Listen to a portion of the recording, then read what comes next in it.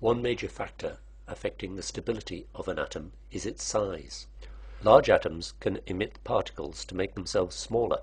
The other major factor in the stability of atomic nuclei is the ratio of neutrons to protons. The ideal ratio for stability follows a slightly curved and irregular line as shown by the dots on the graph. This ideal ratio increases as the atoms get bigger. Large atoms can reduce their size and slightly increase the ratio of neutrons to protons by emitting an alpha particle.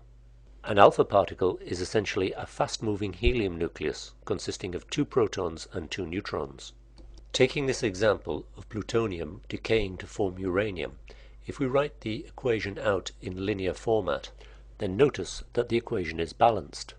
The numbers on the top line, which are the nucleon numbers, add up to 240 on the left and 240 on the right. The bottom line refers to the number of protons. Note that they add up to 94 both on the left and upon the right. There are 2 types of beta decay, most commonly beta minus, which is the emission of an electron, or beta plus, the emission of a positron. Beta minus emission occurs when the neutron-proton ratio is too high, as in this example of radium decay. In effect, one of the neutrons in the nucleus splits to become a proton, which remains in the nucleus, and an electron, which is emitted at high velocity. Again, the top line of numbers, which are the nucleon numbers, and the bottom line of numbers, which are the proton numbers, are equal on both sides of the equation. The neutrinos, which are also emitted in this process, have very little mass and no charge.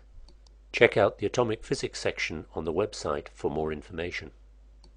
Beta plus, or positron emission, can occur when the neutron-proton ratio is too low. In effect, a proton spits out a positron, with the major part remaining behind as a neutron. The production of a positron, however, requires a significant amount of energy. Once again, examine the balance of nucleon number on both sides of the equation and proton number on both sides of the equation. Electron capture also occurs when the number of protons in the nucleus is too high, and it requires less energy than for positron emission. As before, the nuclear equation is balanced both in terms of nucleon numbers and proton numbers. Gamma rays are very short and very high energy electromagnetic radiation. It is the form of energy emitted either accompanying or following alpha or beta radiation, and is also produced when an electron and positron mutually annihilate.